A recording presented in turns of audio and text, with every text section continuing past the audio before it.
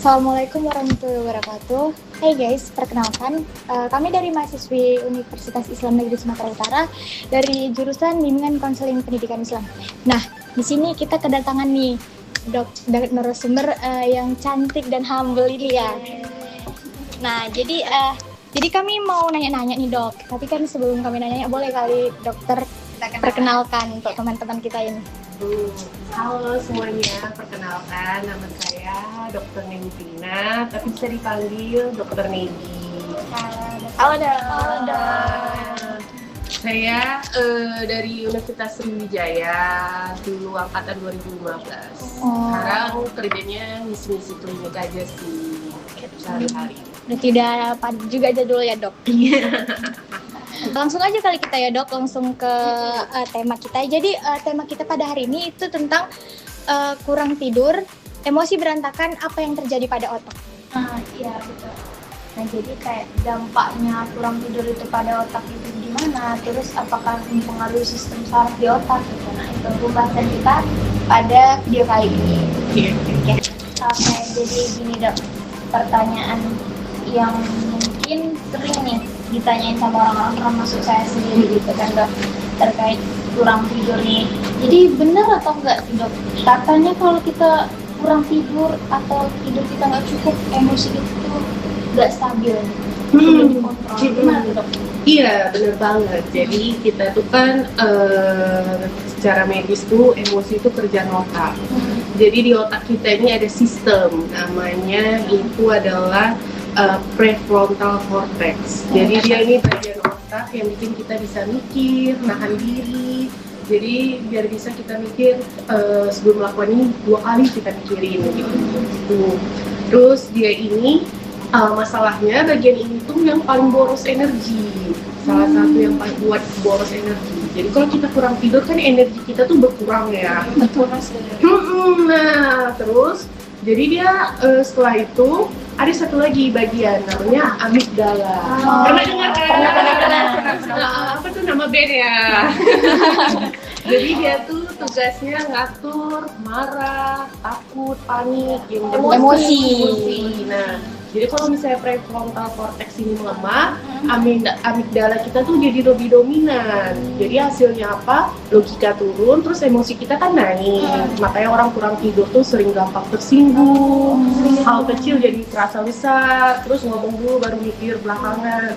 Bukan karena sifatnya ya. Mungkin dia malamnya kurang tidur. Iya, mungkin karena capek. Terus kan kayak biasanya dia nggak gini kan, biasanya sehari baik, tapi kok akhir-akhirnya beda, mungkin dia kurang tidur. Jadi kita nggak boleh ngejudge dulu orang kalau sering marah-marah. Iya makanya sering dibilang kayak baperan banget. Iya. Padahal aslinya dia kurang tidur. Tadi malam kurang tidur nggak? Atau mungkin dia dikejar deadline ya. Iya, betul. betul. Oke, selanjutnya nih dok, pertanyaan selanjutnya terkait pembahasan yang sama. Jadi apa yang terjadi di otak kita ini saat kita begadang atau kurang tidur? Apakah saraf-saraf yang korslet atau gimana? Jadi kan banyak orang yang mikir tidur itu mati sementara, sadar lah kita ya kan, koma atau apa gitu ya kan, pingsan lah ya kan. Iya. Tapi padahal justru saat tidur tuh otak lagi kerja paling serius.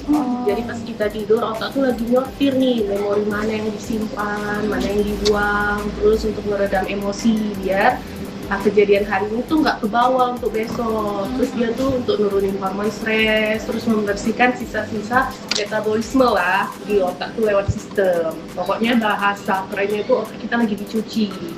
Jadi kalau kita begadang, proses ini kepotong kan. Nah kayak rumah yang nggak pernah diberesi awal-awal biasa aja, nggak sumpel, tapi lama-lama kan numpuk. Makanya habis kita begadang tuh sering kayak kepala berat, fokus susah, emosi lebih gampang. Jadi itulah yang kayak kira-kira terjadi di otak kita saat kita kurang tidur. Oh berarti kalau kita begadang justru mengambil waktu untuk otak bekerja lebih keras ya dok? Iya, untuk bekerja lebih keras. Oke, itu. Terus pertanyaan selanjutnya nih dok, selain kurang tidur membuat sulit fokus, apalagi dampaknya begitu? Tadi kan kita bicara tentang otak terus ya, kalau bagi tubuh tuh gimana dok? Kalau bagi tubuh itu bukan cuma kurang tidur tuh bukan cuma urusan tentang otak aja, tapi dia efeknya ke seluruh badan. Nah, jadi pas kita tidur tuh kan otak tuh sebenarnya lagi sibuk, lagi kerja gitu. Nah, perjalanannya otak itu pas kita lagi istirahat, itu dia benerin sel-sel yang rusak.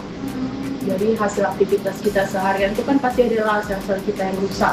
Misalnya kita dari polusi udara, itu kan sel-sel di tubuh kita tuh kan rusak kan, karena dia ada radikal bebas itu kan. Tercemar juga. Bener. Terus dia juga kerjanya tuh ngatur ulang hormon biar kerja tubuh tuh seimbang, sama menguatkan sistem imun supaya kita nggak gampang tumbang. Jadi kalau waktu tidur kita kepotong itu kan prosesnya tuh nggak jalan maksimal kan. Tapi biasanya yang paling cepat itu yang pertama kali daya tahan tubuhnya lemah. Coba lah kita tidur cuma 3 jam, pasti kita besoknya Gampang sakit. Kayak pertama sakit kepala, Bersemangat gitu. demam, batuk kan. Nah gitu.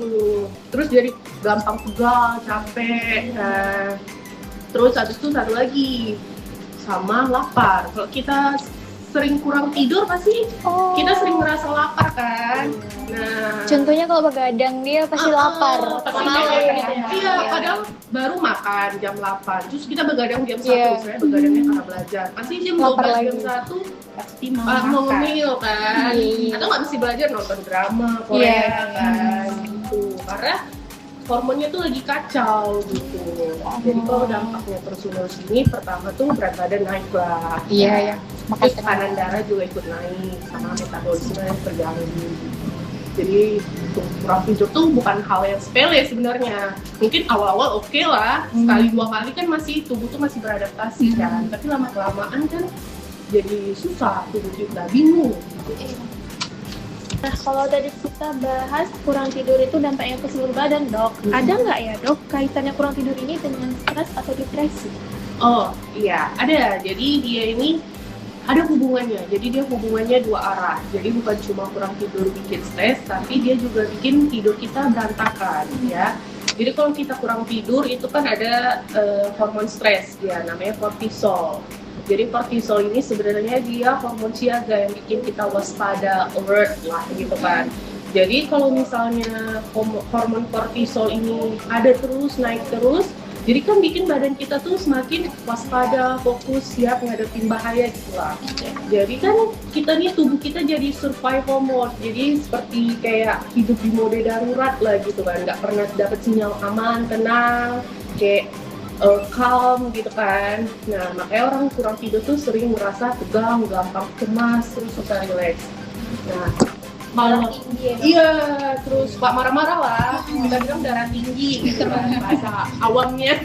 Tantrum. Iya, nah kan kebalikannya kalau orang yang lagi stres atau depresi, tidurnya kan bisa juga kena karena pikirannya muter-muter kemana, kayak kita overthinking lah kan. Habis itu kayak besok kayak mana ya hidupku gitu, apa besok aku dimarahi sama dosenku gitu. Pokoknya kita mikirin hal yang nggak tahu kenapa ya kan. Nah jadi secara medis tuh otak kita jadinya karena mikirkan yang hal-hal yang nggak tahu besok kejadian atau enggak, terus jadi susah kan nurunin aktivitas dalam otak itu. Nah harusnya sistem saraf kita modenya santai karena mau tidur, jadi aktif, jadi waspada terus. Nah jadi makanya pas kita di kesehatan gitu, kalau pola tidur tuh sering kita tanya untuk orang-orang yang aktivitas yang stres gitu, yang depresi atau apa, kita tanya tidurnya gimana gitu. Nah, jadi pokoknya tidur sama kesehatan mental tuh seperti depresi itu saling nyambung. Jadi kalau satu aja yang kena, pasti yang lain kena karena dia tadi hubungan 2 arah. saling mempengaruhi. Saling mempengaruhi, benar banget. Nah, kalau tadi kita udah bahas tentang jam tidur nih, Dok. Itu kan dokter bilang tadi, kalau nggak salah 7 sampai 9 jam ya, Dok. Itu kalau tidur di jam 10. Nah, gimana kalau misalnya dia tuh tidurnya di jam 2, itu gimana hitungannya, Dok? Nah, tidur jam 2, terus dia bangunnya jam 10 Iya. gitu kan. Hitunglah 9 jam. Jadi itu kita bukan cuma soal jam aja, 7 sampai 9 jam. Tapi tubuh kita itu ada namanya jam ritme biologis, namanya circadian rhythm atau ritme circadian. Nah, jadi dia ini tubuh manusia itu kan didesain aktif siang hari, istirahatnya malam. Nah, jadi itu yang menentukan tidur kita berkualitas apa enggak. Jadi tidur misalnya jam 2 pagi bangun jam 11 itu nggak sama kualitasnya dengan tidur jam 10 malam sampai jam 6, walaupun durasinya sama. Gitu. Oh, jadi yang pentingnya itu awal tidurnya itu ya? Bukan jumlah berapa? Iya. Awal tidur dan jumlah juga sih 7 sampai 9 jam. Pokoknya konsisten jam 10 sampai jam 6 pagi gitu. Ini harus konsisten ya, Dok? Iya, karena nanti dia ritme sirkadian kita tuh bagus. Jadi itu yang mengatur tubuh kita tuh, oh ini udah waktunya pagi, aku harus kerja gitu. Jadi dia tuh ada kan kalau malam hormon melatonin, kalau pagi tuh tadi ada kortisol sebenarnya. Pagi tuh pas kita bangun tuh ada namanya hormon kortisol yang bikin kita waspada, alert. Itulah di saat-saat pas pagi tuh kita bangun gitu. Itu namanya ritme sirkadian. Biar malam tahu untuk waktu tidur, pagi untuk waktu untuk bangun gitu. Sebagai penanda aja ya? Iya, sebagai penanda, benar. Nah, menurut dokter nih, kebiasaan-kebiasaan apa aja ya dok yang sering buat kualitas tidur kita itu jadi buruk? Sebenarnya ini bukan kebiasaan yang aneh-aneh sebenarnya. Kebiasaan yang pasti kita sering ngelakuin lah dalam tiap hari tuh. Yang paling sering apa coba? Scroll HP. Nice, ya. Iya kan guys, jadi pertama kita adalah nunggu-nunggu mau tidur nih. Iya, betul Dok. Buka TikTok bentar lah, buka Instagram, buka Twitter gitu kan, baca-baca topik apa yang paling hot gitu kan. Terus tiba-tiba mata kita udah perih, jam udah lewat. Terus otak kita tuh kan masih aktif karena kan memperoleh informasi yang baru, jadi masih lagi aktif gitu ya. Kan masih dapat informasi yang baru. Nah, jadi layar HP itu sebenarnya dia ngeluarin cahaya biru kan, blue light kan. Nah, jadi cahaya ini bikin hormon tidur yang tadi melatonin tuh jadi turun.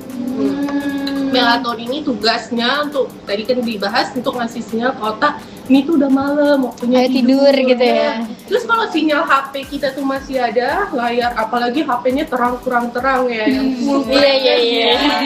Iya kan. Nah, jadi otak kita tuh bingung, ini malam apa masih siang ya gitu. Jadi kan bingung lah otak kita itu. Terus yang kedua, minum kopi sore. Terus kan orang mikir, masih sore nih kan, gak apa-apa lah minum kopi gitu kan, orang yang kecanduan kopi. Nah, efek kafein itu bisa bertahan di tubuh kita tuh 6-8 jam. Jadi kalau walaupun mata kita ngantuk, tapi sistem saraf tuh masih ke-trigger untuk buat siaga, waspada gitu. Terus yang ketiga ada jam tidur yang nggak konsisten tadi. Hari ini tidur jam 10, besok jam 2, lusa jam 12. Nah, yang ketiga itu ada jam tidur yang konsisten. Jadi hari ini tidur jam 10 malam, besok jam 2 malam, terus lusanya jam 12 malam. Tubuh tuh nggak pernah dapet pola kan. Sedangkan tubuh kita tuh suka yang ada pola-pola gitu. Jadi jam biologis, ritme sirkadian tuh terganggu. Akhirnya ngantuknya datangnya random, kadang jam 10, kadang jam 11, jam 12. Udah nggak normal kan? Iya, udah nggak dapet lah polanya gitu. Terus yang keempat tuh rebahan, tapi otaknya berpikir, yang overthinking. Cuma kan kita matiin lampu, habis itu dengar suara pas hujan pula itu ya kan. Udahlah, mulailah itu Berpikir. apa buat skenario. Memang otak tuh suka kali lah buat skenario yang nggak kejadian, belum tentu besoknya kejadian. Nggak nyata. Seandainya. Tentang besok, kira-kira besok apa yang terjadi lagi ya di hidupku, hari ini udah capek gitu kan. Nah, jadi secara medis nih bikin tetap saraf kita tuh aktif, nggak pernah calm gitu, nggak pernah tenang, jadi susah tidur gitu. Terpikir dia tetap bekerja. Pikir dia skenario. Bener. Ada nggak tips trik sederhana yang bikin tidur itu lebih nyaman dan tenang? Ada, namanya sleep hygiene. Pernah dengar sleep hygiene? Jadi sleep hygiene itu bukan kita bersih-bersih kasur ya, kan hygiene gitu kan. Bukan, tapi itu kebiasaan sehari-hari yang otak tuh paham kapan waktunya aktif, kapan waktunya untuk tenang, off gitu. Yang pertama itu tidur dan bangun di jam yang sama. Karena tadi kan udah kita bahas, ini penting banget untuk tubuh punya ritme sirkadian. Ya kan kalau tidurnya beda-beda, otaknya bingung, Terus kan susah kan. Nah, tapi kalau kita konsisten, otak itu pelan-pelan belajar. Oh, jam segini tuh waktunya untuk tidur. Terus yang kedua, kurangi layar sebelum tidur. Pokoknya dari HP, laptop, TV itu ngeluarin cahaya biru atau blue light kan. Jadi cahaya ini bikin hormon tidur tuh yang namanya melatonin jadi turun. Terus yang ketiga, kita bikin kamar kita senyaman mungkin, seadem mungkin gitu, kayak gelap, terus adem, tenang gitu Nyaman. ya. Jadi kalau kita nih kasih sinyal ke otak kalau ini tuh untuk tempat istirahat nyaman gitu, bukan untuk tempat mikir. Terus yang keempat tuh stop kafein sore ke malam. Pokoknya kopi, teh kan, atau minuman energi. Kita cut dulu untuk sore itu untuk malam gitu. Kita cut. Kalau mau minum itu tadi kan siang, ya. Jadi yang kelima itu, misalnya pikiran kita rame, overthinking tadi, nah sebaiknya kita catat dulu, tulis dulu di buku harian, itu diary, gitu kan. Makanya orang suka nulis di diary kan malam hari, habis itu bisa tidur nyenyak kan. Iya, betul. Kayak di film-film itu. Nah, ini termasuk tips dari dokter bahwasannya kalau misalnya teman-teman overthinking pada malam hari itu dia bisa kalian tulis untuk tulis di buku untuk menurunkan pikiran itu ya, Dok. Jadi lebih tenang gitu ya, Dok. Karena dia bantu nurunin aktivitas otak lah biar nggak muter-muter. Jadi intinya kalau sleep hygiene itu bakal mikir, oh ini udah saatnya untuk tidur nih gitu. Jadi nih, Dok, ada lagi pertanyaan kayak apakah kurang tidur itu bisa berdampak pada kesehatan mental dalam jangka panjang? Iya, pelan-pelan tapi dia. Jadi kurang tidur tuh bisa bikin mood gampang turun, kecemasan naik, terus burnout lebih cepat, sering capek lah gitu kan. Terus daya ingat tuh menurun. Jadi tidur itu adalah fondasi kesehatan mental. Jadi ibarat bangunan, kalau misalnya fondasinya rapuh, seluruh rumahnya tuh akan jadi goyang kan. Gitu. Jadi kan dok tadi kita ada bahas tentang orang yang kurang tidur itu sering merasa capek. Walaupun kalau mereka tuh tetap ngelakuin aktivitas, mereka kurang tidur tapi mereka tetap melakukan aktivitas walaupun itu aktivitas kecil, mereka tetap merasa capek. Kenapa ya? Karena capeknya tuh bukan di otot, tapi di otak kan. Jadi banyak orang mikir tuh capek itu karena aktivitas fisik. Padahal kan tadi udah dijelasin kalau otak adalah organ yang paling boros energi kan, bener. Jadi hampir 20% lah kita bilang energi tubuh tuh dipakai tuh cuma buat kerja otak, walaupun kita lagi duduk santai. Makanya tidur itu waktunya otak untuk recovery. Jadi otak lagi nurunin aktivitas saraf, ngurangin koneksi antar sel otak, terus ngurangin zat sisa metabolisme tubuh. Jadi tadi ada sedikit dibahas tentang sistem otak namanya lymphatic system.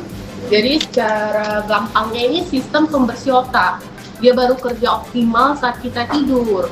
Nah, kalau misalnya kita kurang tidur, proses bersih-bersih ini kan nggak akan jalan maksimal lah ya. Jadi otak bangun dalam keadaan belum fresh. Makanya walaupun seharian cuma rebahan, nggak olahraga, nggak kerja berat, nggak ngapa-ngapain lah, tetap aja rasanya tuh otak kepala berat, badan lemas, mata capek, terus konsentrasi tuh cepet turun lah gitu ya. Nah, terus selain itu kurang tidur bikin juga ada namanya sistem saraf otonom, jadi nggak seimbang. Itu sistem yang ngatur antara mode santai tadi sama mode siaga. Jadi akibatnya tubuh kayak selalu setengah tegang, setengah capek gitu. Ditambah lagi hormon stres yang kortisol tadi, jadi lebih tinggi dari normal. Nah, kortisol ini bikin badan siap kerja, tapi kalau kelamaan kan bikin lelah dia kan. Jadi intinya kalau misalnya badan kita kelihatan istirahat, tapi otaknya tuh masih bekerja sebenarnya. Makanya capeknya nggak hilang walau nggak banyak aktivitas. Capeknya pikirannya. Iya, makanya rasa capek kan pikiran pula gitu. Padahal dia nggak ngapa-ngapain sebenarnya kalau kita lihat. Pikiran dia yang bekerja. Iya. Berarti memang otak ini istirahatnya pas tidur doang ya dok? Sebenarnya otak. Karena kan pas kita sadar otak bekerja. Gimana kita mau tahu tiba-tiba kita mau nyebrang ada mobil lewat, terus kita berhenti. Atau kita kayak ini gini aja, pasti kita mikir kan, ngawang-ngawang gitu. Sebelum tidur kan tetap bekerja otak itu. Berarti emang nyata banget ya dok ya, kurang tidur itu akan berpengaruh sekali sama emosi kita, kesehatan mental kita, dan yang paling penting pasti akan berpengaruh ke perilaku kita ya dok ya. Kayak yang dokter bilang tadi tuh, misalnya kayak biasanya dia tuh nggak sering marah-marah. Ternyata dia marah-marah gitu, karena dia kurang tidur aja. Iya, gitu. benar. Pengaruh kurang. Ya, berarti Mempengaruhi. sangat berpengaruh ke perilaku ya guys ya. Jadi dok, seberapa bahaya sih kebiasaan begadang itu jika dilakukan itu terus-menerus?